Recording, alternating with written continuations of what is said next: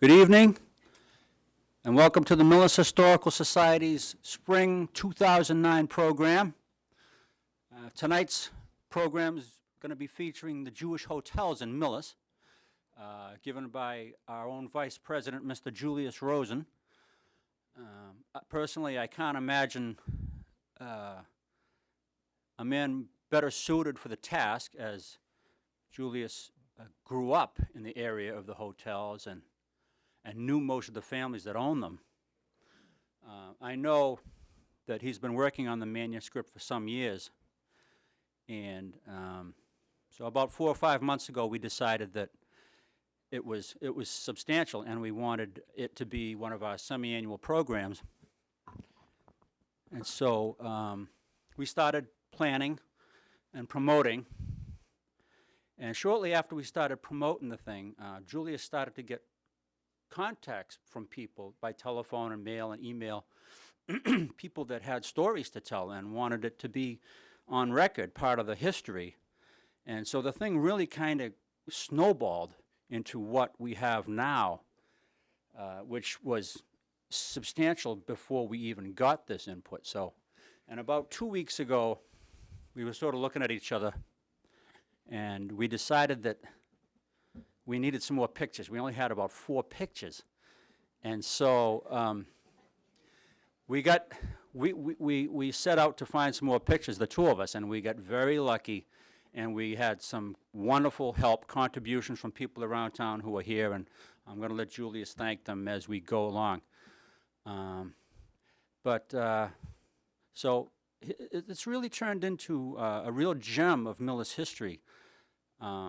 A couple other things I want to mention before we get going. If anybody has, I know Julius has said he'd love to have people come up and tell the story. If they have the brief story they want to tell, come up and tell it into this microphone. Don't just try to yell it from the audience, because we're being videotaped, and it's going to be put on the local cable channel over the course of the next few months, apparently.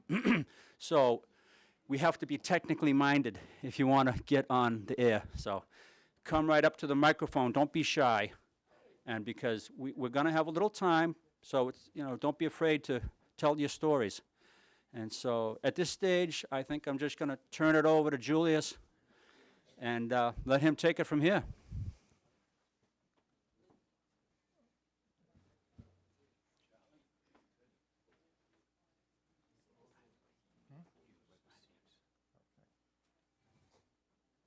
This is Memories of the Jewish Hotels in Millis. You got to get in the microphone. No, I got my own mic on here. My name is Julius Rosen. I was born here in Millis in 1927. The third generation of the Rosen family, probably be the last one here. We resided on Village Street, a very historic road, formerly called Bent Street, between 1850 and 1900. It was known as Bent Street. Before that, it was called the Old Menden Road. And before that, it was the road to Wilderness. In 1927, this section of road west of Dyer Street was made a very active Jewish neighborhood with many very active hotels, namely Nathanson's Hotel, Novik's Hotel, Cohen's Hotel, Carvin's Hotel, Rotman's Hotel, Delnick's Hotel, Winnicker's Riverside Hotel. And in this talk tonight, I will tell the story of all of them. What drew people to Millis? They came here to Millis for clean, fresh air, reasonably priced vacation, provided them with 3 big meals a day, a social director during the day, and entertainment during the evening. There were various traveling theater groups that made the rounds from one hotel to another. The waiters by day were employed as members of the band for dancing at night. During the evening, many skits were performed. There were also many poker games, as well as bridge and pinochle. What begun as a handful of Jewish families taking in summer boarders to make ends meet had developed into a thriving summer resort area, accommodating almost 20,000 guests during the year 1929 alone.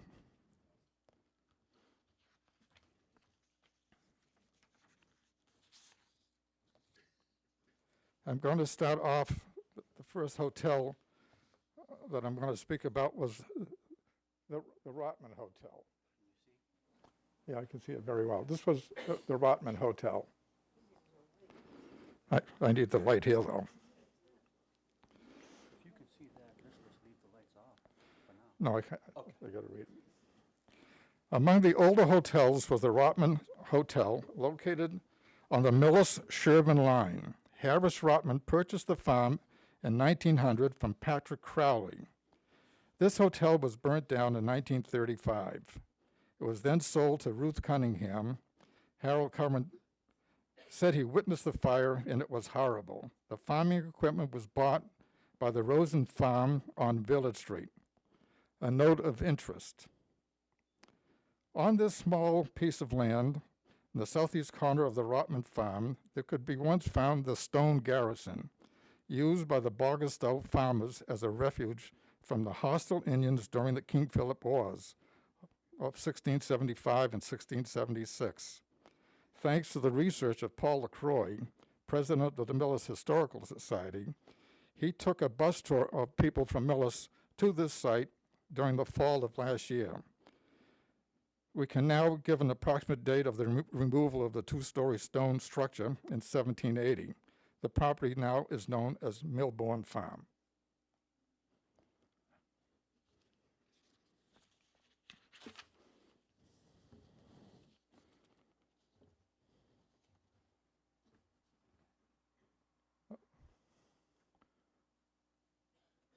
This is the site of where the fort was, right in that area there.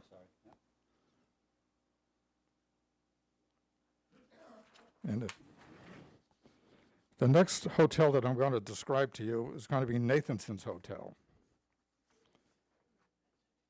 Many stories have been written about Nathanson's Hotel. As for me, I knew most of the Nathanson family, as I lived right across the street from them. I was also a waiter in the Nathanson Hotel. One day not so long ago, Vincent Gannon and I went to Newton to visit Abe Nathanson, the oldest son of Max and Celia Nathanson, who was then 95 years old. The reason for our visit was that we were interested to know about Harry Himmelfarb, who was a World War I veteran that was killed in action. He was very informative because he used to play with Harry Himmelfarb, and he had a nickname of Happy. Then he told us, I was curious and asked him all about how the Nathanson's Hotel started. And he gave me a pretty good description. And long further in the program, I'm going to have Harold Nathanson, the son of Abe Nathanson, tell you what Joe Nathanson sent me, and also from Shirley Nathanson that I spoke to just a few days ago. At first, Max and Celia took boarders and entertained them in their home on Green Street, now Himmelfarb Street, the second house on the left-hand side. These were the two houses on the street at the time. The first house on Green Street was called Carvin's Hotel for many years. Later, it was bought by the Delnick family. At this point, rather than to try to improve on a closer source of information, I'd like the following letter to be read by, it was sent to me by Joe Nathanson and Max. Well, the essence of the letter is about the son of Max and Celia. Letter was written in 1982. It must have been a letter that all the family has same copies of it, because they got it from Shirley also. And at this time, I'd like to call upon Harold Nathanson to give you a description of the letter that I received from Joe, and the same letter from Shirley Nathanson. Harold, would you come up and read this portion of the letter, please?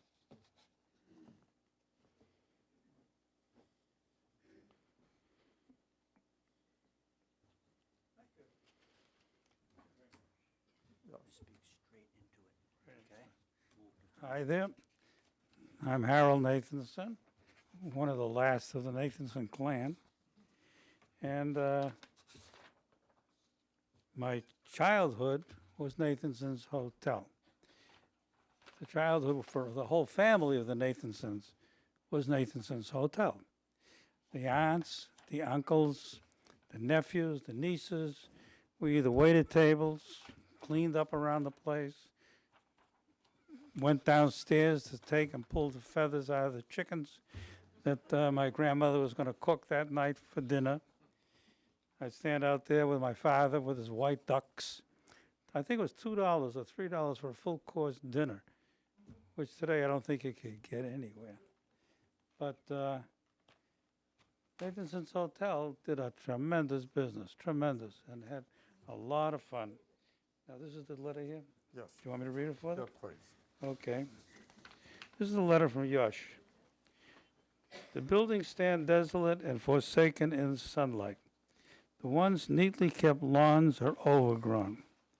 The once tiled and clean outdoor swimming pools are waterless and dirty. The glory, pride, and dignity that was once theirs is gone. A casual observer would never imagine that here once existed a life full of fun, laughter, and good food. Here existed a social life that attracted the young and old, the upper class of Jews from the suburbs of Boston. The saga of the Millis hotels had its beginning at the turn of the century, when Jewish immigrants from Europe came to Boston through Ellis Island, now defunct. They came to the United States to gain their freedom from poverty, mindless living, and revolution that was just around the corner. But they didn't find this in Boston. With little money in their pockets, they were forced to work in the sweatshops of that era. Certainly, this was not what they had gone to the trouble of migrating to America for. Max and Celia Nathanson were immigrants who were married soon after arriving in Boston. They decided the city was not the place to live and raise a family. Celia was only 4'11", but had a lot of moxie in the woman, a lot of moxie, and weighed less than 100 pounds. Max was 6 feet tall and tipped the scales at over 200. There's a combination. A real man who became a spiritual and religious leader in the community. They went to the country to find a farm where they could breathe fresh air and be free. They were able to find their haven in Millis, Massachusetts, on 10 acres where they could raise chickens and children and cows. They raised the chickens first. Okay. They were not afraid of long hours of work, for this farm was to be their dynasty. Ma Nathanson soon acquired fame as an excellent cook and started to take in boarders. The family moved into the cellar to make the upstairs rooms available for the guests. Pa Nathanson, up at the crack of dawn each day, took care of the farm, milked the cows, fed the chickens, and walked to the center of town, 2.5 miles each way, to work in the local Herman shoe factory. This is the picture of the shoe factory as it was. I'll be darned. The more children, there you go. The more children, the more hands to help with the daily chores and business. So every 3 years, a child was born. Altogether, 9, 6 girls and 3 boys. As they continued to grow, so did the business.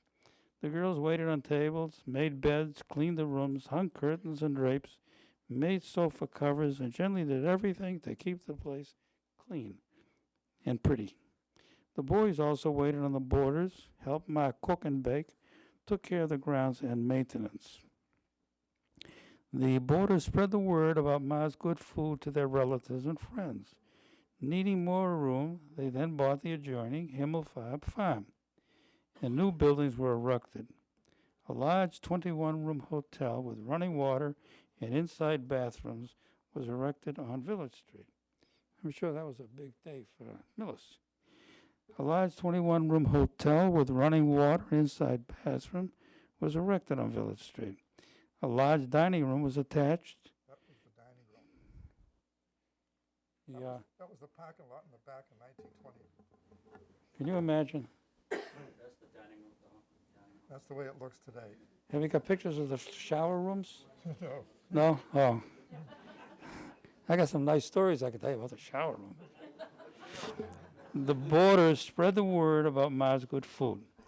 A large dining room with attached kitchen and dance hall was later added. They were also situated on Village Street to the left of the main hotel from a front view. The farm was no more, a country hotel was born. The dining hall was huge, seating over 300, and with the dance hall was used to cater weddings, engagements, and bar mitzvahs. Right here. Oh, you're running it for me? Good. So I won't get lost. I just want to tell you about this photo here. This is a 1929 photo taken on the backyard, and this was they used for their parking lot. Everybody, they drove in by carloads, and bus loads, and this is the back lot of, that was the dining room that you see there, and this is the backyard where they parked all their cars. That's the 1920s picture. They did so good, in 1930, they had me. So, and since 1930, I kept going to Nathanson's Hotel. The hotel season started on the Memorial Day weekend and continued until Labor Day. As the clientele increased, the hotel was also operated for the Jewish holidays in September. Weekly guests averaged about 100 to 125 and swelled to almost 200 on weekends when the husbands returned from their work. In addition to plenty of good, wholesome food, fresh eggs, milk, and chicken, plenty of chicken, from the neighboring farm, the hotel provided nightly entertainment. College boys augmented the family on waiting on tables and also hired as an orchestra. After the evening meal was served and the dining room cleaned and set up for the next morning, the boys would assemble in the dance hall and play from 8 till midnight. A master of ceremonies kept the crowd happy with her jokes, dancing, and skits. The local residents took advantage of the hotel's offerings of music and entertainment. They mingled with the guests and shared the social life they had at the choice, right? That's it. Good. Of 4 other hotels in addition to Nathanson's, namely Novak's, Cohen's, Delnick's, and Winneker's. Spelled Winneker's. Okay. My grandmother always knew when I went to Novak swimming, my bathing suit was covered in slime. And she used to really give me a hard time for that, so. Now, besides the families, many young adults came to the country to rest, have fun, eat good food, and find new romances. After the evening activities and dances, these young people would get into cars and ride to the first Hojo in Westwood for ice cream, hot dogs, or hamburgers. No alcohol or drugs were used in those days. Let me interrupt you just 1 second. Go ahead. Do you all know where Hojo's was? It was in Westwood. If you go to the Sunoco station in Westwood on 109, you can see the remnants of the first Howard Johnson that was ever built. Harold remembers it. The airport was across the street, exactly. So that's the Hojos that they're talking about there. Oh, these prices are good. Business was good in those days, and the hotels made enough money to raise their family in a comfortable style, drive medium-priced cars, and send children to college. Later, after the season, the cottages and buildings were closed, and the owners took off to sunny Florida for the winter months. A weekly fee of $25 per week for adults and half price was children was sufficient to make a good profit. Yeah, try that today. With the entire family working and the availability of food from the bordering farms, the hotel business was a profitable one. For transients, the price of a complete dinner was $2.50, all you can eat, and suppers, dairy were $1. I remember Pa counting $900 after one Sunday supper. However, it seems that things were too good to continue. Along came World War II with all its restrictions necessary to keep the war effort.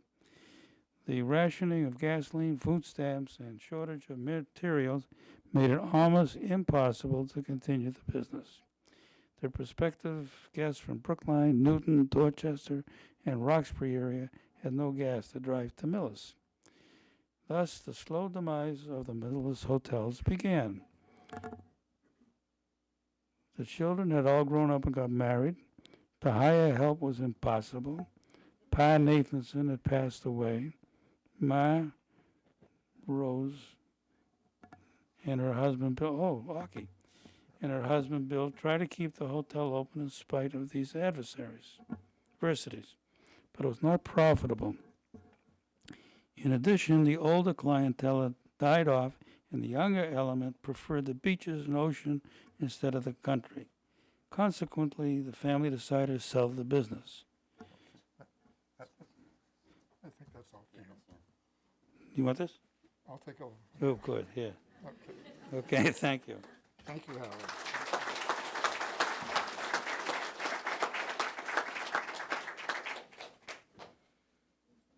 Eventually, Joe Nathanson, as we knew him as Yoshki, became the Millis High School football coach and basketball coach and school teacher. In the service, he became captain in the Armored Division, fought in the Battle of the Bulge. Norman, Nonny as we knew him, Joe's brother, became a Navy fighter pilot. He then became a very well-known oral surgeon in Framingham. They created their own homemade tractor for the hotel from old trucks and kept the grounds beautiful. They built a pine grove and sheltered card tables under the pines. They also built their own tennis court. At around the same time, when the large hotel and dining room were built, there was a bar room on the corner. That's okay. That's Nathanson's Spa. Now, the importance of this picture here is the gas pumps. They had a gas station here too. And along the line, I'll be showing you pictures of the Saucony sign that they had. They also,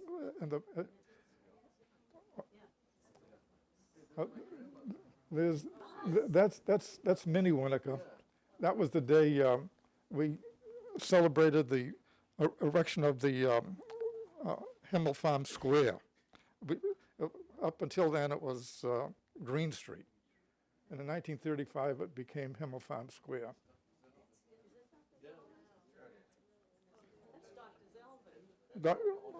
You put it back for a second. I recognize Louis Gersh over here. Yeah. But do we have any other pictures of that, Paul? There's a Legion behind it.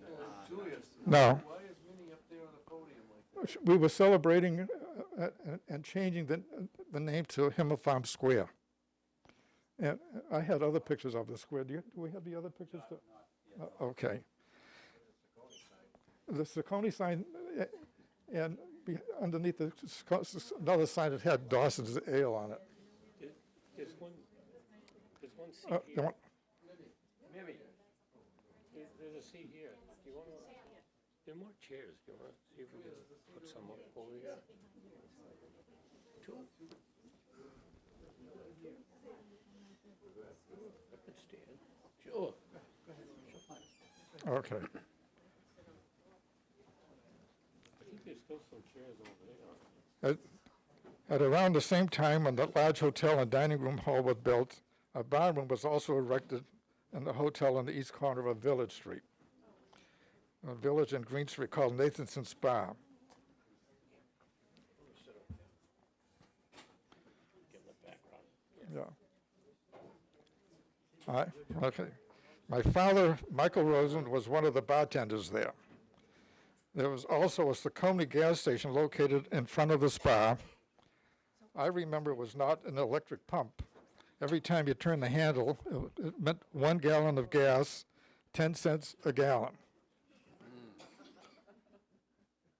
When the war broke out, the boys, Joe and Norman, went into the service, so the girls, their wives, took over running the dining room. Joe's wife, Midge, and Norman's wife, Sue, ran the dining room. that is when I became a waiter there myself. As Harold has already told us, the adversaries brought on by the war made the business unprofitable. And from there, it became the Zide family. And I see one of the Zide families here tonight that took over the Nathanson's Hotel. And after the Zide family, it became the Kublin family. And after the Kublin family, it was eventually sold to Danny Collins, and he converted it to a halfway house. And after the halfway house, it was sold to the Sikh Dharma Sikh family. That concludes the portion of Nathanson's Hotel.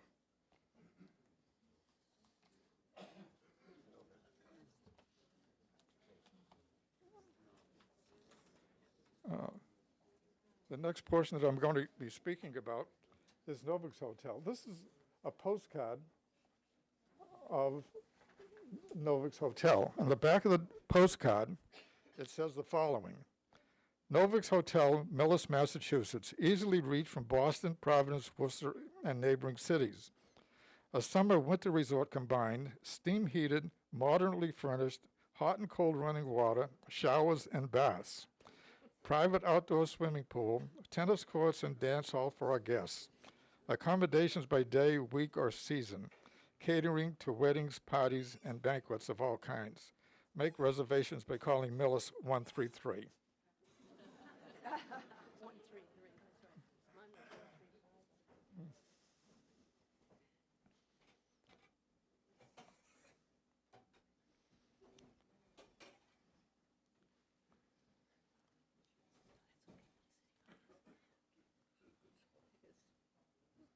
Back about 4 or 5 years ago, I had a conversation with the last living Novik, was Bella Novik.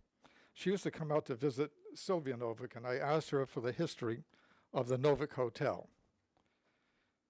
And this is a letter that I received from Bella. In 1915, Sam and Rebecca Novik bought the farm in Millis on the corner of Village and Acorn Street. They moved with their 4 children, Sarah, Joseph, Simon, and Edith.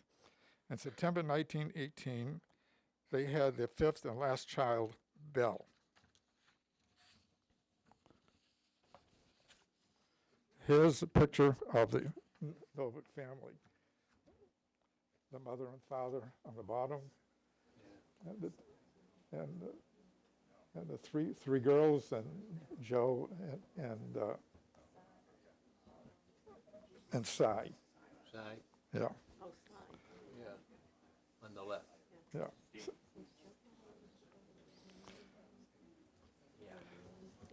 The farm at that time consisted of a farmhouse, a large barn, and a small hen house. They had a few milk cows, a horse, and some chickens. Because Sam was not a farmer, he kept his coal peddling job in Roxbury, so he would continue to make money and feed the family. At that time, Millis was considered country, and many people came to visit from the spring until Labor Day. When they stayed at Novik's farm, they would even sleep in the barn. Or it was just a matter of getting out of the city. Rebecca was a good cook, and she found herself feeding all these guests. After the first summer, Rebecca decided they would build some very basic rustic sleeping conditions for paying guests. So Sam quit his job in Roxbury and built the largest Jewish hotel in Millis called Novik's Hotel. And as you saw by the picture seated there was Rebecca and Sam, Edith, Simon, and Belle. A few years later, the property across the street was for sale. Rebecca and Sam bought it and decided to build a real hotel. When they finished building the hotel, it featured 84 rooms, a large dining room, and a dance hall recreation area. A few years later, Sam had an Olympic-sized swimming pool built. Not only were guests well fed, 3 large meals a day, but they also were entertained. As in all the hotels, the waiter staff doubled their duty serving food, and entertaining. The prerequisite to be hired was that they had to play a musical instrument. A pianist, a drummer, and some wind instruments were necessary. The Noviks always tried to have at least 5 players on the staff. After their work in the dining room was finished for the day, they became entertainers at night.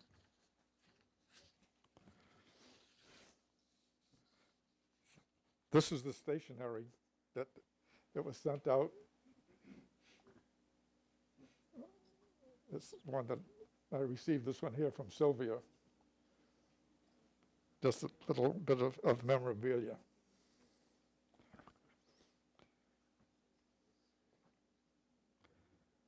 Sam, by this time, was a very knowledgeable farmer, but he favored chickens, so he built several large chicken coops on the site of the original farm, where he raised tens of thousands of chickens. Some were used at the hotel. Eggs were sold commercially, thus he was a very busy man all year round. All the children married and went their separate ways. Sarah married David Shore. Joseph married Sylvia. Simon was divorced. Edith married Edward Kraft. And Edith, well, I remember her. She was my 5th grade teacher at Millis School. Belle married Jacob Wasserman. This is an aerial view of the hotel. This is Village Street here. This is the long walkway, even as it is today. That was the swimming pool. And behind the swimming pool, to the right, was the dance hall in here. And in here was the dining room. And this building in here was a rooming house, a boarding house, where the roomers stayed. And Yeah. Jojo, yeah, tell people where it is today, because there are some people in this room who may not know what it is today. it's the Sikh Rama. This is where their home is. Well, this is where the Sikhs bought the Noviks Hotel. They bought Nathanson's Hotel, and this is where it is. This is an aerial view that I took myself years ago. And if you look, this is the back view of the hotel. This is rooms, this is bungalows that they had. And at that time, this here was Wasserman's Lumberyard in here. Across the street was Braun's Farm, is what the open fields are there. This is the swimming pool. And that was the dining room there, and this here was the dance hall.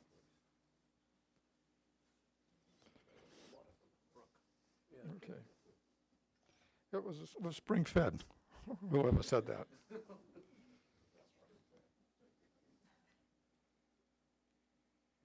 All right. Of course, all the 5 children worked at making the hotel successful. They all started in the kitchen, learning to cook and help wherever needed. They got older, they went from kitchen to dining room to the front office, and then marriage and homes of their own. But they always returned helping out at the summer resort. Sam, by this time, was a very knowledgeable farmer. Oh, I read that. All the children married, they went on their separate ways.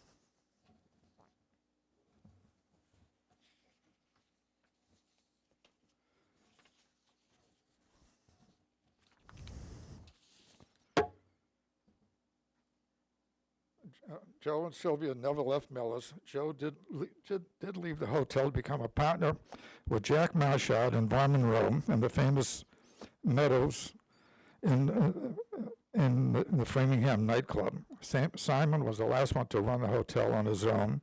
He came in an untimely death in an automobile accident and never recovered. Sarah, Edith, and Bill resided with their families out of Millis. Yeah, these are the 3 girls. Find the right button here. That's Edith, and that's Sarah, and that's Belle. They were all school teachers.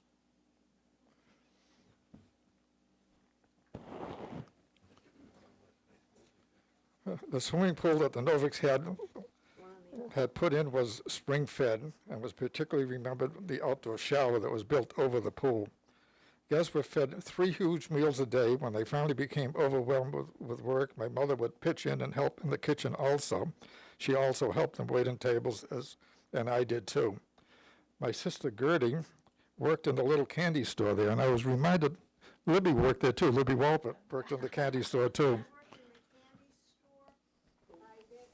During the summer months, I took care of peanut crabs. Excuse me, I'm, My voice I'm- doesn't carry. no, you have to use the microphone, I'm sorry. I've been named the microphone guy, whatever that is.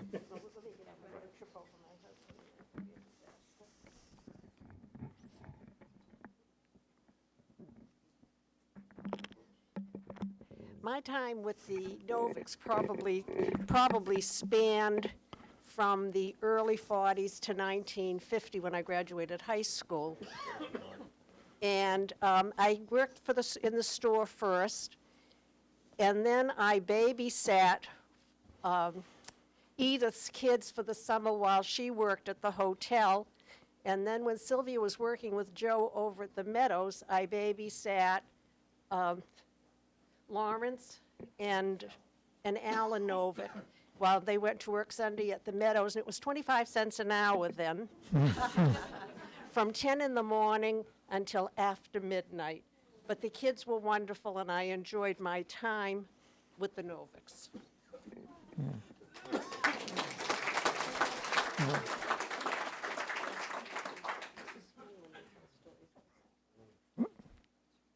Thank you, Lib. Cy was the social director. Joe worked on the farm and entertained at the hotel. All the Novick girls became school teachers. Sarah and Ashland between 1925 and 1934. Bella and Millis, 1940 to 41. And Edith, 1944 and 1945.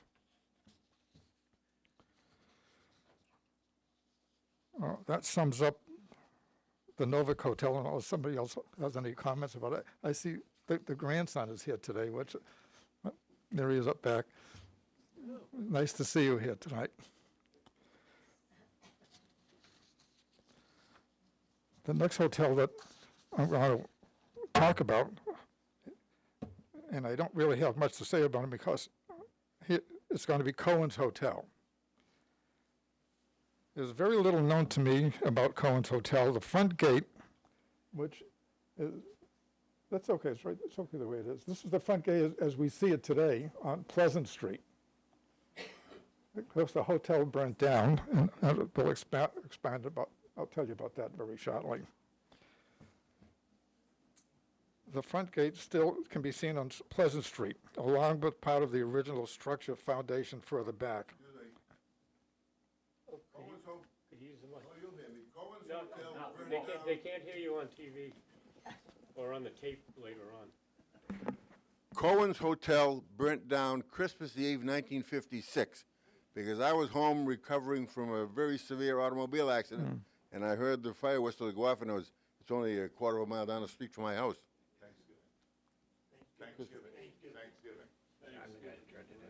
Oh, well, I was close. But I know I was home recuperating. I was home recuperating from a very severe automobile accident. Okay. When did you say it burned down? 1956. Yeah, but it wasn't Christmas Eve. I'm the guy that turned it in. The guy that turned the alarm in for the fire is here tonight, Buddy Shropshire. He called the alarm in.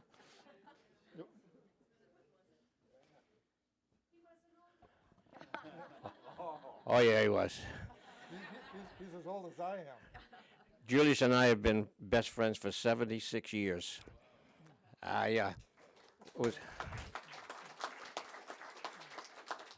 We started at school together here, and we both were in the service in late 44, I guess it was. Cohen's Hotel. I worked at Ruberoid as a night foreman, and a friend of mine, Frank Morrissey, was one of the cutter operators. And we would leave at the stroke of midnight and go as fast as we could over to the Shamrock over in Rentham, where we'd see how much beer we could drink But as we went by Cohen's Hotel, the driveway on the upper side towards Rockville, I said, Frank, there's a fire in the corner there. So we drove up, I was driving, and we ran to the door was open and the hotel had been shut down for several years. And if I had a little 5-gallon bucket of water, I could have put the fire out. But I didn't have any water, and so I said to Frank, let's run up and turn in the alarm. Well, we got as far as LaCroix's Corner, and I met Bob Broder, and he was the police officer at the time. And I said, the hotel's on fire. And he thought that Frank Morrissey and I started the fire. But we didn't. So that's all I can tell you about Cohen's Hotel.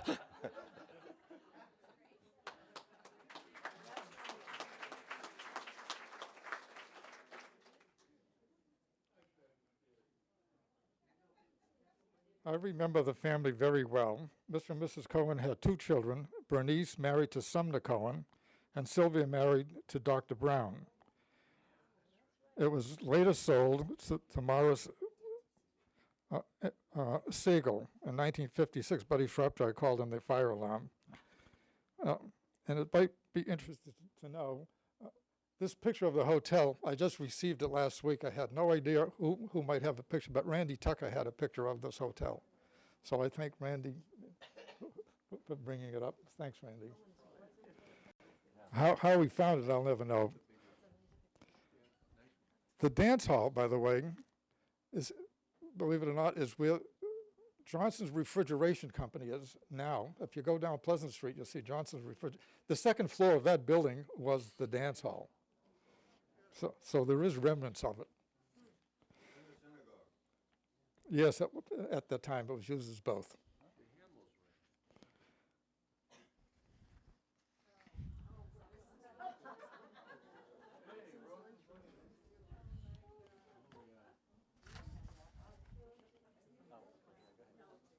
Oh. I can't let this evening go by without talking about Rosen's lunchroom.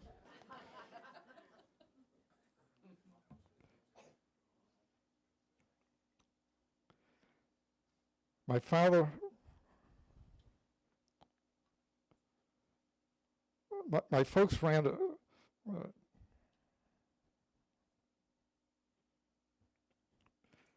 I got to catch my thought here.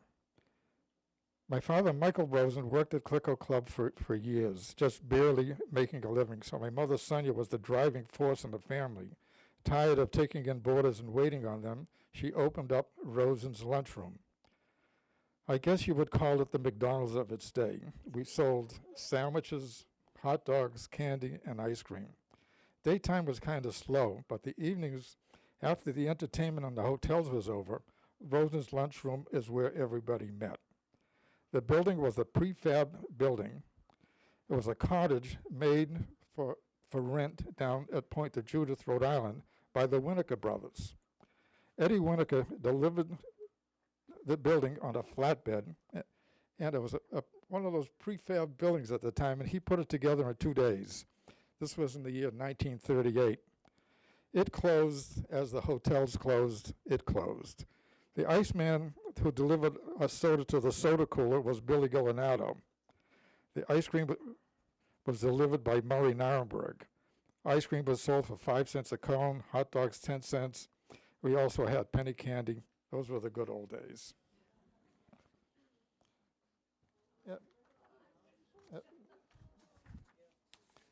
This is the only picture I have.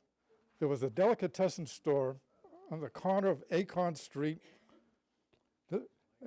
and Village Street. It was Kaufman's Hotel, Kaufman's Delicatessen. And before Kaufman's, it was Sklar. Because, yeah. Yeah, you remember Paul Sklar? Oh, yeah. You probably went to school with him. Yes, I did, yes. And they also had, to right of the delicatessen, they also had a Tidal station. And they sold Tidal gas there also, but they had an electric pump there. It was 10 cents a gallon. Mimi, you remember that? Good. Is that Red Pettis' house? No. This was, Pettis bought the house in the corner, yes. that's the house that he, right. Across the street, across the corner from Novick's. Yes.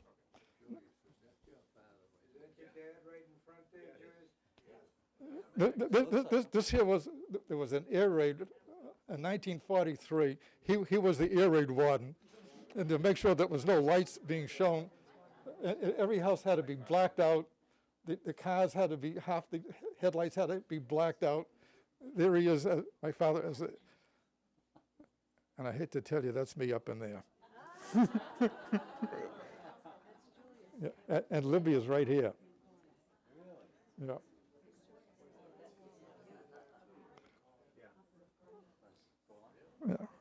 Yeah. And to expound, and on that corner of Acorn Street, as we know it today, if you took a right there, it ended up at the Polish picnic grounds.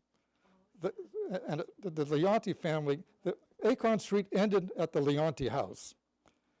You're shaking your head like you know what I'm talking about. So they came out, the Polish picnic grounds was in the Leontis, and they came out to the Millis every weekend by busloads. You wouldn't believe. We know about the Jewish hotels, but you got to talk about the Polish picnic grounds that they had. They were just as popular in those days as the Jewish hotels. The next hotel I'm going to talk about is Delnick's Hotel. Now, I got to tell you, I didn't have any. I spoke to Lee Delnick recently, and she gave me a history of the hotel, but no pictures. But thanks to Paul, he found us pictures. Like you wouldn't believe. This is a picture of Delnick's Hotel. This is around the swimming pool. And he found some amazing pictures there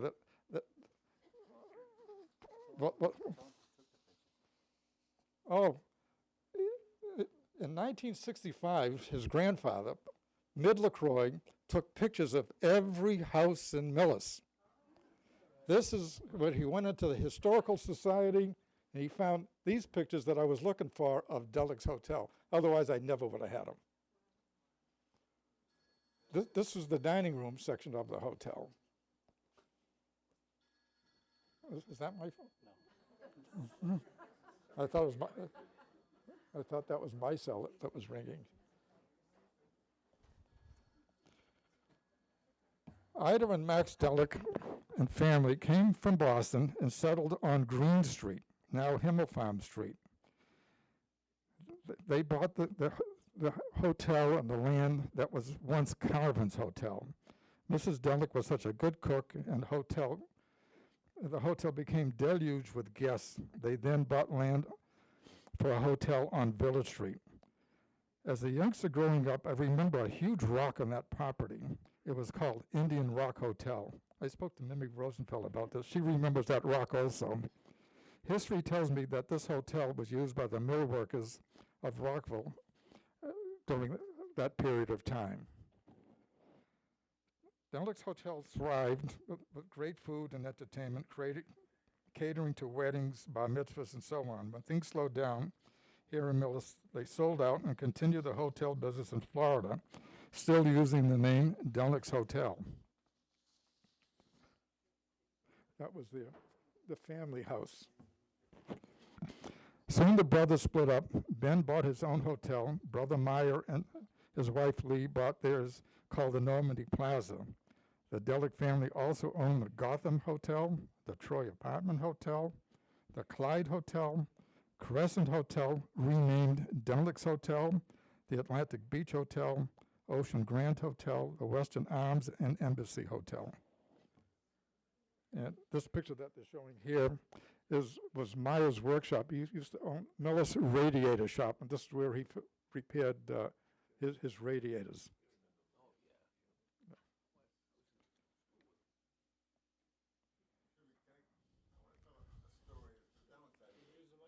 Okay.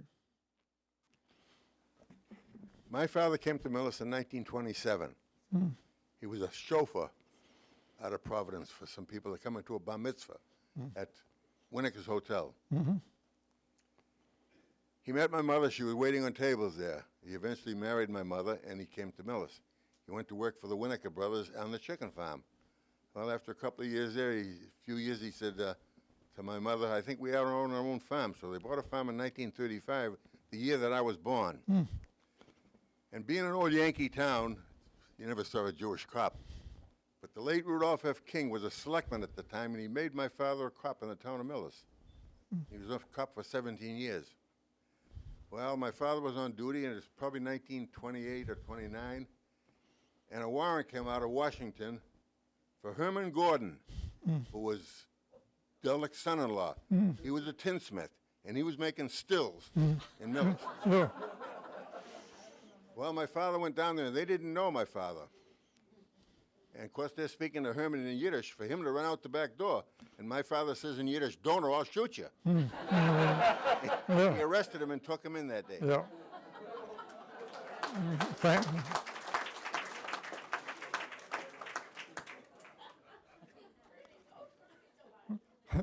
I wasn't going to bring it up, I'm glad you did.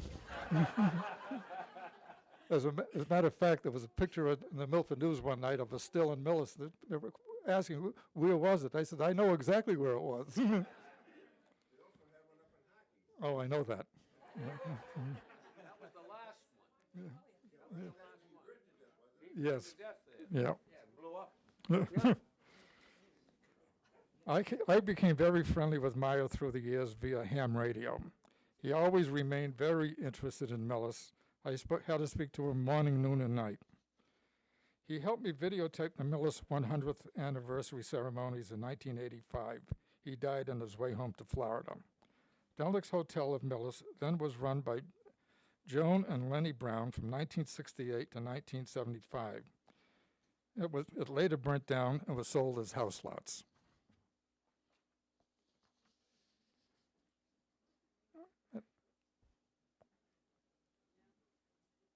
This here is the same building that was Carvin's Hotel. This was the second building on the left-hand side on what was Green Street at the time, now Himmelfarm Street.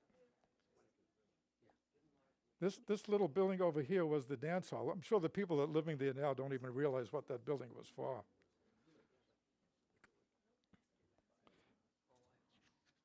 And I don't have any history on that hotel. All I know is that it existed, and I remember playing in that dance hall there.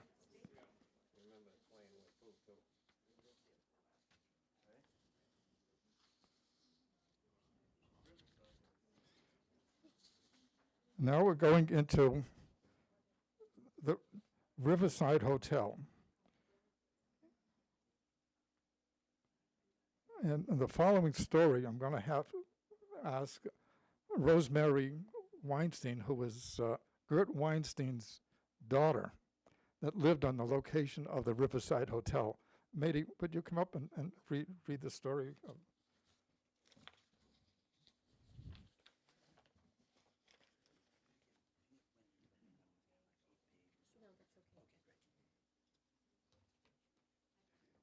I think I left it on the desk. Yeah, right there.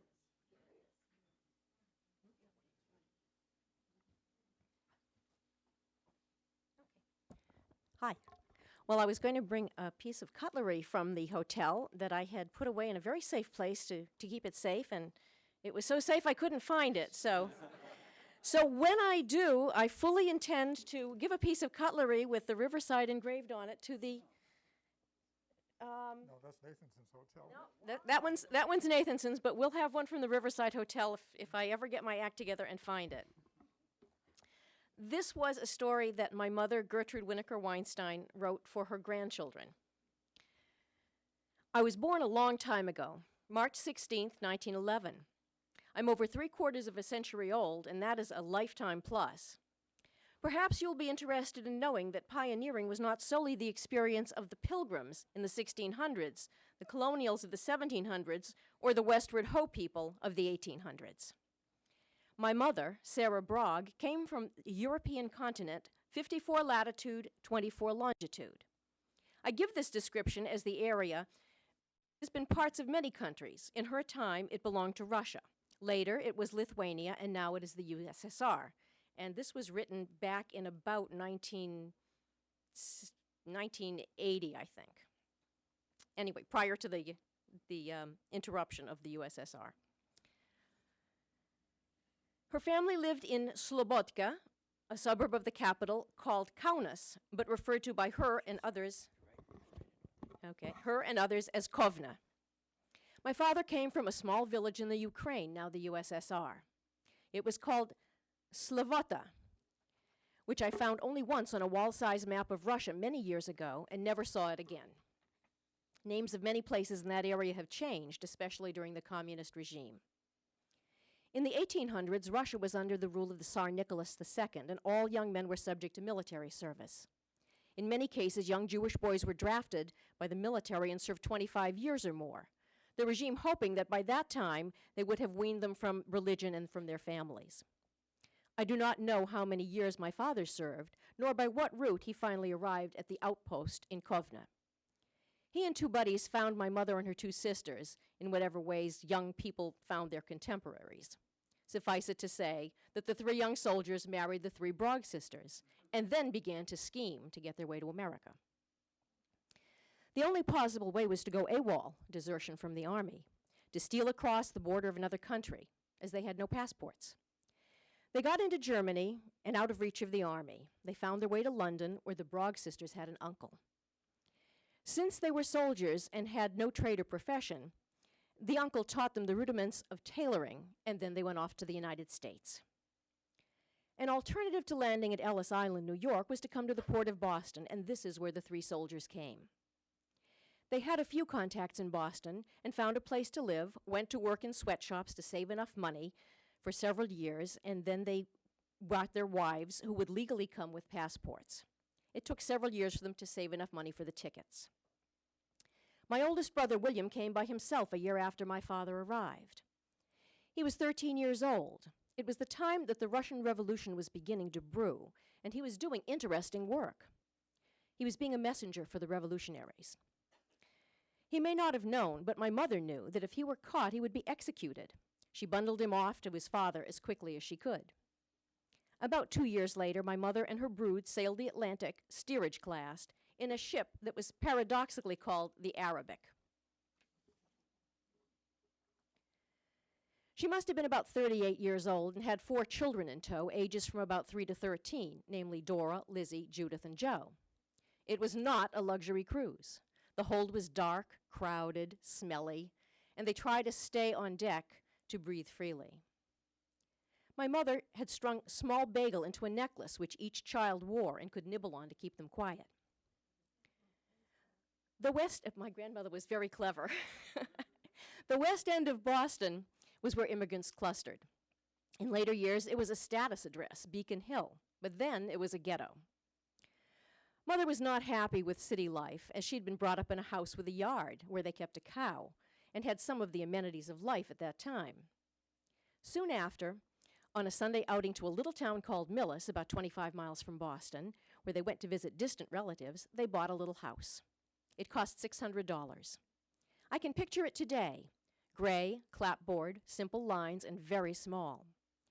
The entrance had an extremely large flat stone in front of the door. Downstairs there were 2 rooms, a kitchen that covered about 1/3 of the floor space, and another larger room. The kitchen had 1 window and it was dismally dark. A black iron stove on which to cook and give off heat in the winter was in it, and a few shelves. 1 door led to a cellar which had no windows and a packed dirt floor. It was like a dungeon.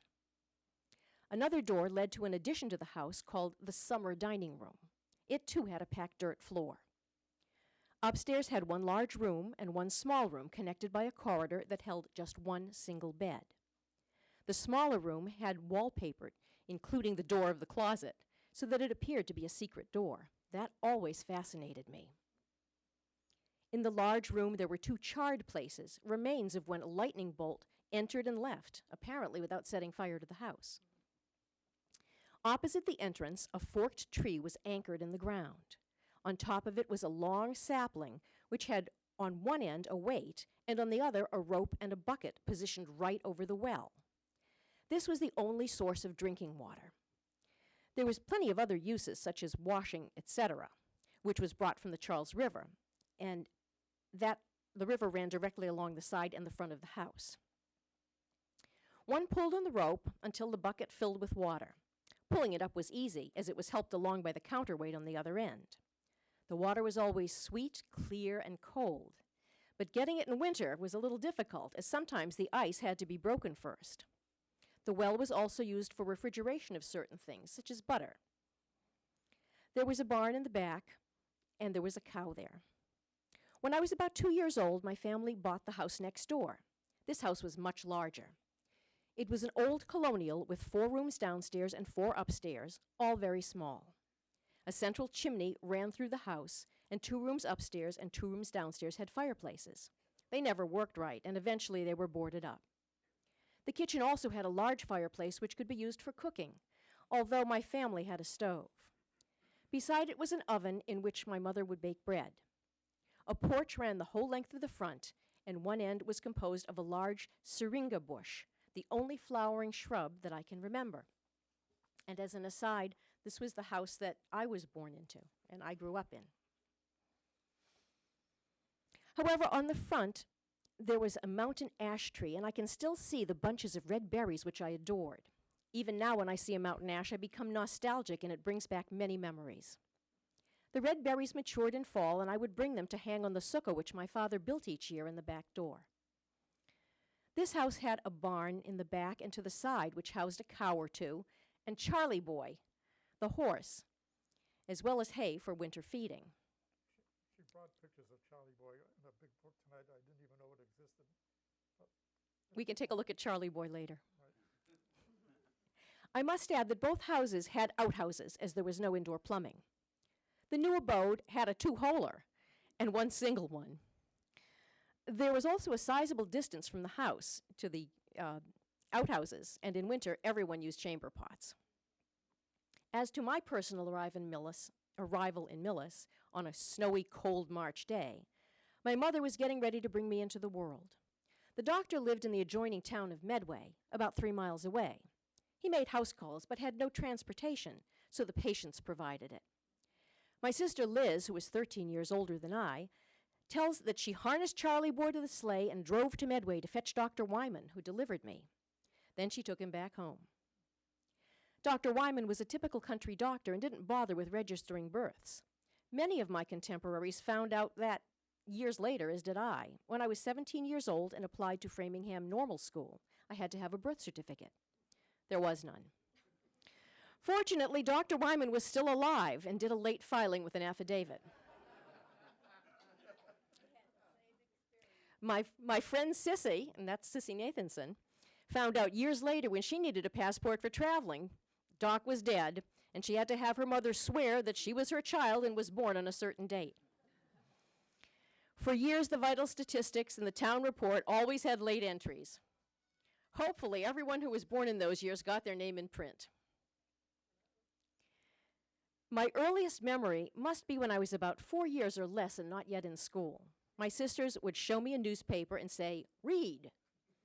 I could only recognize words like "the," and "in," but they were very proud, and I assume that I was too, as I still remember it. And now I was approaching school age. Ellis School was about a quarter-mile away. It was a 2-room rural school, still in existence, where one room held grades 1 through 3, and the other 4 through 7. Mother sent me to school early, as my brother Joe was still at Ellis School, and she wanted me to have someone older to look after me. He took me to school each day and brought me home. And when the snow was high, he carried me on his shoulders. He took good care of his baby sister. But this was just for 1 year, as he had to go to school in the center of town. Our schoolroom had a pot-bellied stove to keep us warm in winter, a bucket of water with a community ladle for drinking, and outdoor facilities. In the spring, I went to school barefooted, as did most of the children in the area. We would cut through the fields. No one ever objected or put up a no trespassing sign. We cut across McCarthy's orchard and would eat apples on the way to school. Now the shortcuts don't look that short or the distance that long, but to a little kid, we thought we had accomplished something great. My love for flowers and gardening started in the primary grades. Each year, we had a contest to be the first to find a flower of a certain species, for example, the first violet or the first bluet of the season, even the first skunk cabbage. But who wanted to pick that? Ugh. Then one's name appeared on the blackboard with the name of the flower and remained there for many months. The flowers were not that hard to find, as we always roamed through the fields. Room number 1 in the school housed all my friends in grades 1 through 3. My classmates were Sis Nathanson Marcus, the 3 Sandler boys, Harold and Ruth Pond, Leo Braun, Vera Brunelli, Meyer and Annie Bluestein, and Beatrice Pagenton. Mrs. Pagenton transported the mail from Millis to the Rockville post office via horse and buggy. I still remember a song we sang and dramatized in those grades, How Many Miles to Boston Town?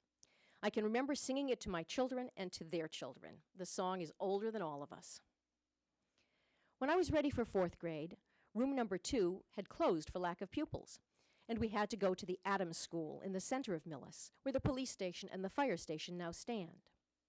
From there, we went across the street for the rest of our schooling to the high school. When I was in about the 5th grade, I joined the Girl Scouts, which was really a high point in my life. I was very proud of my khaki-colored uniform, skirt, long-sleeved blouse, and pork pie hat. I earned a sleeve full of merit badges. I was also a bugler in the Drum and Bugle Corps and on the semaphore signal team, and avidly took part in all of the activities. I absorbed everything and was very competitive. I learned many things which stood me in good stead all the years of my life, and I was forever grateful to Flora Mundy, who started the troop and took such a vital interest in its activities. My parents were too busy earning a living, nor did they know what to teach me, having been uneducated immigrants. About this time, I also discovered a library. I voraciously read all the books I could lay my hands on, since we had no books in my house, nor magazines nor papers. The only books were the Bible and whatever religious books my parents read. One of my favorites was called St. Nicholas. It must have been a monthly magazine bound in a book form in leather and contained stories, puzzles, pictures, and whatever else would interest a child. We went to school in the early years by streetcar, and we picked it up at McCarthy's Corner, the tracks running from Milford to Dedham. Later, the cars were replaced by buses. I have fond memories of the streetcars. In winter, they were enclosed. In summer, they were open, much like the open cable cars they still have in San Francisco. Often we would stall when the trolley was dislodged from the overhead wire. Often the boys would dislodge it on purpose, and then the motorman would have to go out and put it back. Heavy snowstorms incapacitated the streetcars. Then we used a barge, which was a high wagon body on big wheels, or if there was too much snow on the roads, we would go by pung, a wagon on runners. In high school, there were athletics, but the only group sport for girls was basketball. I earned a letter and a sweater. The maroon large block M was sewn on my shaker sweater. Years later, my mother ripped it and used the wool in one of her many crocheted afghans. Uniforms for the team were full pleated black bloomers. These were topped off with a sailor's midi blouse and a black sailor's tie, really a folded kerchief. We also had track meets with other towns once in a while in which I took part. I belonged to the French club and the Glee club, but I was too shy to sing in the operetta. When I was still in grammar school, I took violin lessons from a distant cousin who used to come to the house weekly, as he was paid 50 cents each time. He was more of a klezmer than a classical violinist, and I really wasn't that proficient.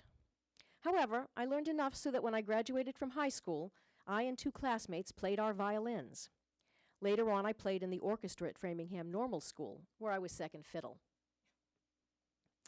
Although I made honor roll most of the time, I was not the top student.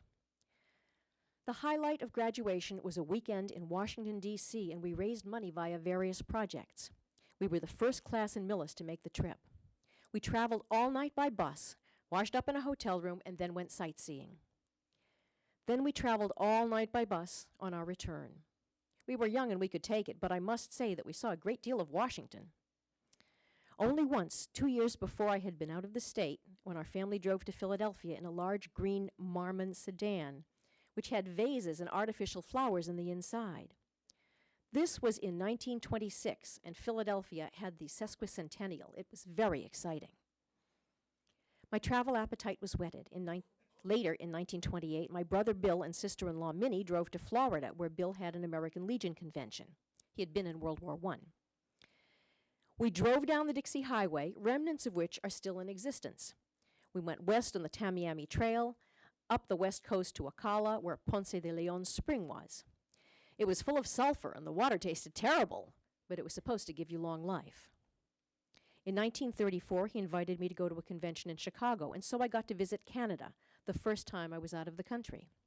My family always had a garden with all the common vegetables. There was a root cellar where beets, carrots, and potatoes were covered with soil, and they would last throughout the winter. One chore for us was to pick potato bugs by hand and then drop them into a can of kerosene. Who knew about insecticides? There was no pollution, and the air was pristinely pure. The Charles River was always interesting, and although I was warned repeatedly not to go near it, I often did. It ran along the street in front of the house, then turned and ran under a bridge, and then along the side of the house. Down the river from the present bridge was a small waterfall and dam used years previously by a mill that operated on that site. Silt had collected just below the dam, which had grass and trees on it, and it was an island. I can remember wading out to it and playing Robinson Crusoe. However, we always worried about stepping in a hole. I was told that I was dunked in the river when I was 3 or 4 months old. I swam at about age 4, but not having been taught correctly, I never became a great swimmer. We always had a rowboat, but the river was full of boulders, and we didn't row very far, as we could only remember those rocks that were right in the vicinity. We never rowed downstream, as that was where the dam was and the current was swift. In the early days, people who canoed down the river always portaged at that spot. My sister told me that they would row to the village of Rockville to get the mail. The post office was a little section of the general store. As children, we always roamed afar, unafraid, whether in daytime or at night, over roads and fields. I had schoolmates, Annie and Meyer Bluestein, who lived on Pleasant Street near the general store. They would pick oranges, which the storekeeper discarded when they became a little spoiled, and they would cut out the rotten parts and eat the remainder. My first taste of an orange. Now when I smell a partially rotten orange, the whole scene flashes before me. The corner of Pleasant and Village Streets was known as Rockville Corner, and what is now a town park was where the gypsies encamped each year. We went near there with trepidation and never alone. It was alleged that they stole things from the surrounding inhabitants and might even kidnap children. Many people visited there, however, as they told fortunes. Chestnut trees grew tall there, and we would pick the chestnuts. Later, a blight killed all the trees, and they remain only a memory. But there were walnut trees, which we called pig nuts, and they were very hard to crack. For some time, too, there were hazelnut bushes along Baltimore Street on the way to school, and who could resist them? They, too, disappeared. Blueberries remained, and each summer we would pick them in the fields back behind the woods. Even after I was married, if I didn't go berrying at least once during the summer, it was a lost year. The truth is that I really didn't like them so much, and I hated to pick them over to discard the leaves and junk. However, they were cooked and made into pies, and later years were frozen, as we had a freezer by then. There wasn't much outside entertainment as I grew up. At times there was a movie once a week, in black and white, of course, and it came in separate reels. When one ended, it had to be rewound, and the second one would go on. Snow's Hall was a gathering place for dances, basketball games, and other things were played there. That, along with the Grange Hall, took care of graduations, voting, town meetings, as well as anything which required a large meeting place. Memorial Day was a big event. There was a parade to the cemetery where flags were placed on the veterans' graves. A band played, gun salutes given, a speaker talked, and a school student recited In Flanders Field. And then taps was played. I played my bugle in various years. Several players would stand at different distances and repeated the call so that it sounded like an echo from different parts of the cemetery. Later, we would all go into town where we were given ice cream cones, courtesy of the town fathers. The little ones all got American flags, which they carried in the parade. The Millis cemetery, called Prospect Hill, is on a knoll, very pretty with its winding roads. There is now a section which is a Jewish cemetery, created by Hindi Rosenfeld. For many years, I took part in this, marching in the parades, later as a member of the American Legion Auxiliary. But afterward, I rode in an open car, and still later as a Marine veteran. And still later, I was on a committee to help run the exercises. I just grew into it. All towns have these exercises in the country. As a child, I went to shul on the holidays. Everyone would come in new clothing, but we would congregate outside since we couldn't read or understand Hebrew. There were no English translations, and it was boring. At Purim, my father would make a gregor from a notched wooden spool on which thread used to come in those days. It was a piece of wooden shingle arranged so that when it was spun, the thin edge would hit the serrated spool like a gear and would make a clattering noise. It was on a short stick, and on top of it all was a flag or an apple. On Yom Kippur, we tried our hand at fasting, but we were always invited to someone's house in the vicinity to pass the day, and usually the fast didn't last too long. We always walked to shul. And I remember spending some time at your house, Julius. For sukkahs, my father would build a sukkah outside the back door and cover it with pine boughs. My job was to pick berries, string them, and decorate the inside. My father ate out there, but it was much too small for the rest of us. In the early 20s, my family built a summer hotel and camp. Previously, my family had taken in boarders for the summer, as did most of the Jewish families in Millis. In this way, they eked out a living. The people in the cities wanted to have fresh air, eat healthful food, and so they went for vacation in the country. We didn't have many rooms, but the guests were a hardy bunch and slept in tents or in the hay. Mostly they came from Boston, fairly newly arrived in this country. In 1925, my family built the first summer hotel in town and called it Riverside. It was really an adult camp rather than a family hotel. It had a 3-story hotel with about 50 rooms and 1-room cottages in an orchard, which slept 2 people each. I helped with the work at the hotel in the kitchen or waiting on tables or in the little store which we operated. We had college boys as waiters, and they doubled as the band, as well as doing some entertaining. We had a social director and 1 building for entertainment. This building later became my brother Bill's house. They were fun days with the young people around, although most of them were older than I. When my sister Judith got married at the hotel, a fire broke out and it was burned to the ground. By this time, there were 4 other hotels in Millis. When I ran the convenience store, it contained a slot machine. In those days, it was legal. My friends' parents owned the other hotels, and for entertainment, we would go from one hotel to another at night, sort of cruising. They too had waiter musicians who worked there, most of them college kids. In the early 30s, Norfolk Road was cut through the fields to Village Street and part of Baltimore Street to the Norfolk line, and thus our address changed from Norfolk Road instead of Baltimore Street. I remember Baltimore Street when it was a dirt road.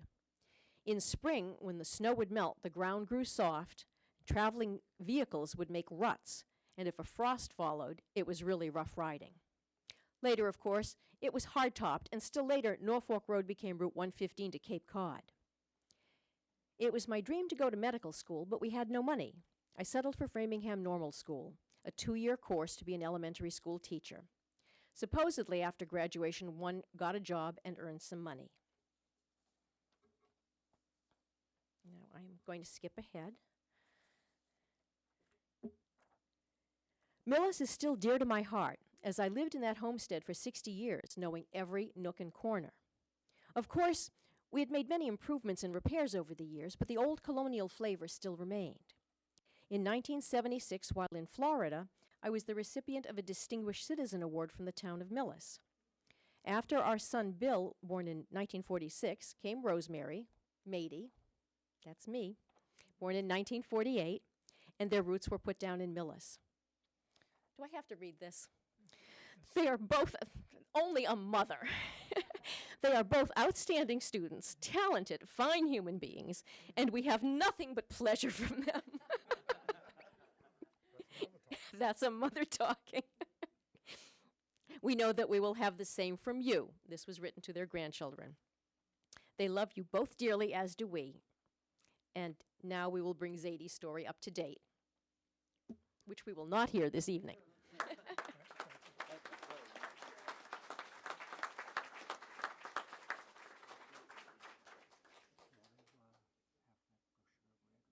I'm going to have you read it. Julius, could you tell us where that Yes.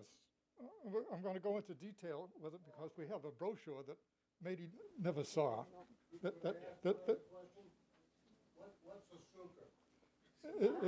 It's a building during one of the holidays that they have to eat outdoors. Oh, I see. Yeah. Thank you.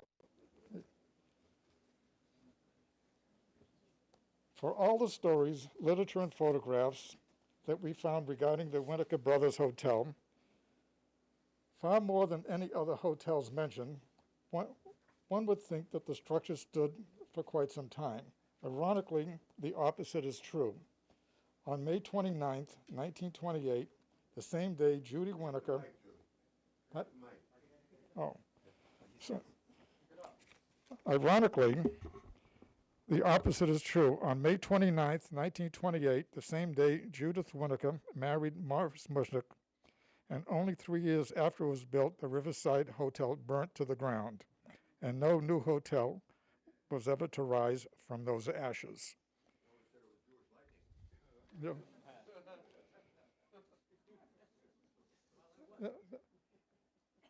To continue on the Riverside Hotel, Paul found a treasure from the Millis Historical Society. I'm going to have Paul read to you from our treasure, and that'll explain to you where the hotel was.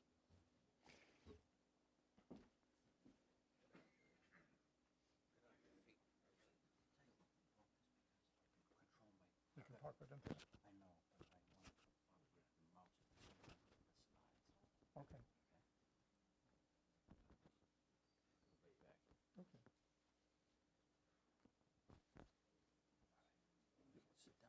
I'm going to. No, I gotta operate my mouse.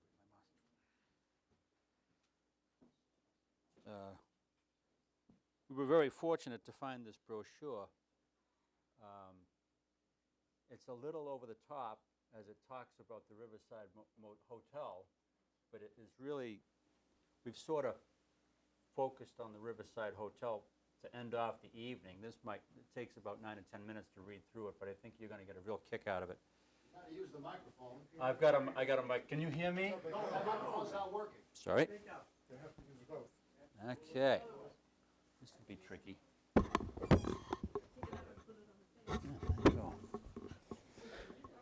there you go. Good thing there's a woman around.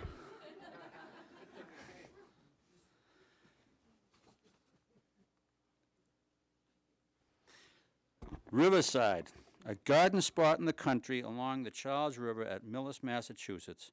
A wholesome, happy environment for a memorable vacation, a place for fine companionship, for rest and sport, for health, and all the lasting joys of camp life and friendship.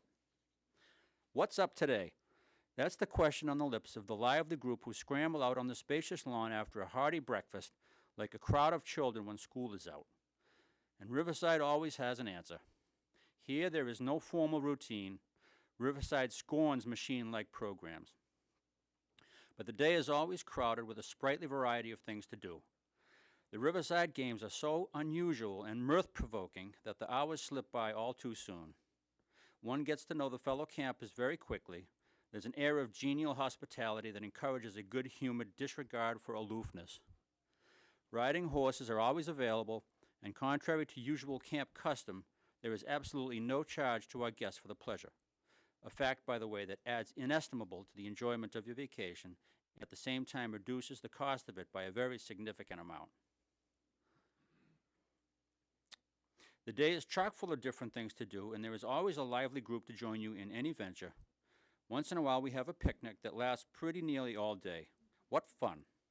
We pile into a truck and go over the road to Nipmuc, some 15 miles away, with an island-dotted lake famous for its sunsets and its mirroring of the moon. The camp provides the lunches, the transportation, and every comfort to make the trip a pleasant one. Some sunny afternoons, there's a gradual exodus toward a quaint little cabin in the woods, not far from camp. Riversiders get to know the way there after a few days or so. The place is called Lost Cabin, but shh, it's not too hard to find. You'll discover it after a careful search, and you'll be grateful for the find. What's up tonight? Nights at Riverside are truly in keeping with the spirit of summertime romance and the wholesome charm of comradeship. You will enjoy the lazy, laughing hours in the glow of campfire, the corn popping and the weenie roasts at little Indian fires, and the blended voices of happy people in camp song harmony. Then there is soft music and smooth dancing, the rhythm of the Riverside Orchestra, and the shining surface of the new dance floor. Rambles through the woods, dotted with cozy hammocks and trysting places. Now and then a midnight swimming party. And the Riverside Repertory Players. Everyone an amateur, everyone a new discovered genius, entirely unaware of his or her talent, until good-natured abandon of bashfulness brings the hidden ability to light. Riverside excels in amateur dramatics and elaborate absurdities. If you play any instrument, sing any songs, know any ditties, be prepared. You will find yourself plunging into the spirit of foolery like a Riverside veteran. After these shows and skits and stunts come moonlight boating on the winding Charles River, cool rides through the farm-dotted country, a gathering of strumming troubadours under a giant pear tree, or an eager cluster of listeners gathered about a spinner of yarns or ghost stories. When the pleasure of the night are done, you have paved the way for a cool, calm sleep in your comfy bed, where you rest amid the blended breath of the pines and cedars and the fragrant blossoms of fruit trees.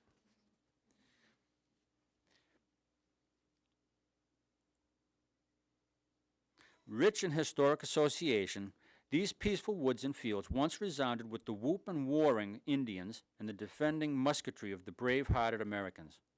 Riverside is an old-time locale and a place where old-fashioned hospitality is the rule. But this old-time association implies no lagging behind the times, for Riverside guests enjoy every advantage of thoroughly modern equipment and conveniences. Every room and every bungalow has running water and electric lighting. Sanitary conditions are strictly hygienic and modern. Riverside affords every natural advantage of environment that makes enjoyable camp life, but no guest need rough it because adequate and comfortable accommodation are available for all. The spirit at Riverside is one of freedom, not carelessness, but a complete divorcement from the travail of just finished exams, work, worry, and the sultry city. Group activities are under the supervision of a competent social director who arranges dramatic presentations, plans original outings, and escapades for the entertainment of everybody. The program at Riverside is so diversified as to allow scope for every type of person.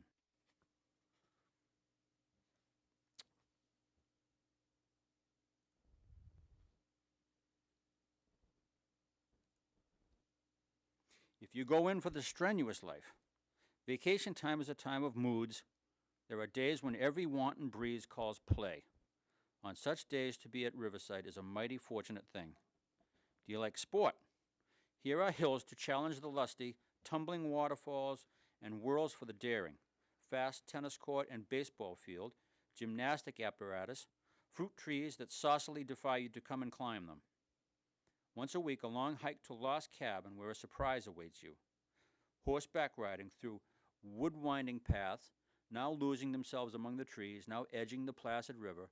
Every now and then a mirth-quake of jollity, a camp show or circus day dedicated to pure foolery and good-natured hilarity.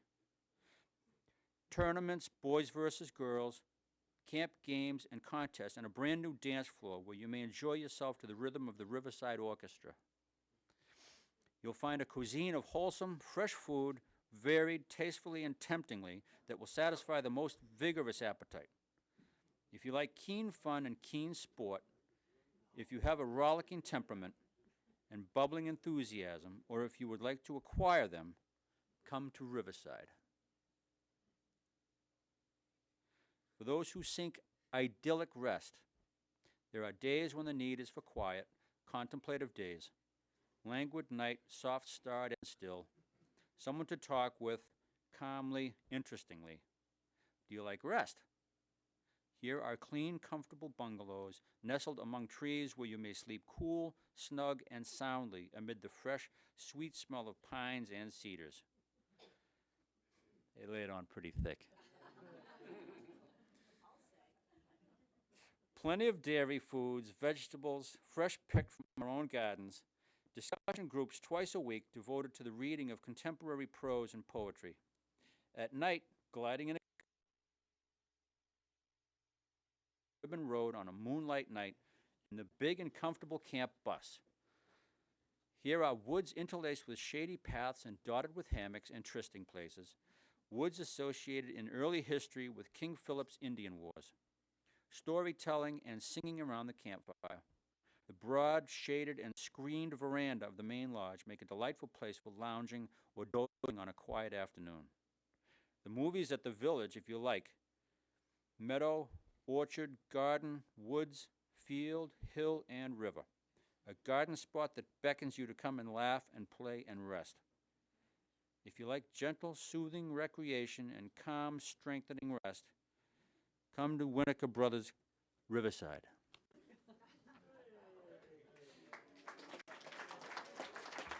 That's enough of that.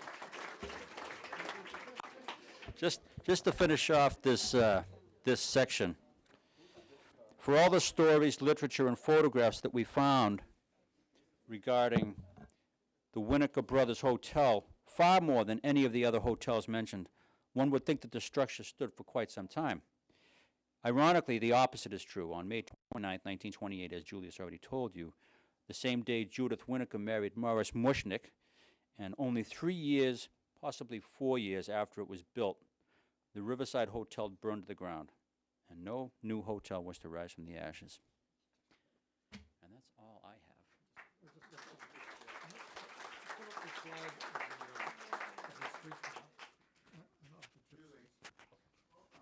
I think if you look close, across from where the hotel used to be, there are steps going down into the Charles River. They used to bathe every morning.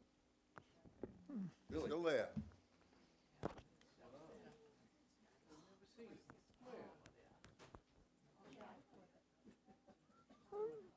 To answer your question where the hotel was, if you go down Baltimore Street, and if you didn't stop at the stop sign, you would have gone right into the hotel. Okay.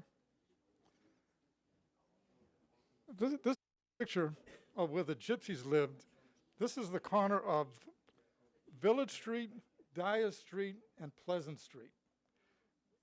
As I didn't know them, I didn't see them, but my parents told me about them. That's all I know about them. That triangle. In 1922, it was made into a park, and it was a beautiful fireplace put in the middle of it, and it was named after Harry Himmelfarm. It was called Harry Himmelfarm Park. The fireplace is still there. And I wanted to show you this streetcar. Thanks to Flossie Waite, I got this picture of this streetcar. This streetcar stopped in front of Nathanson's Hotel. My mother-in-law came to Millis on her honeymoon by streetcar in 1922. So I wanted to make sure you saw the picture of the streetcar. That concludes my story of the hotels in Millis, and I thank you all on behalf of the Millis Historical Society. Thank you all very, very much.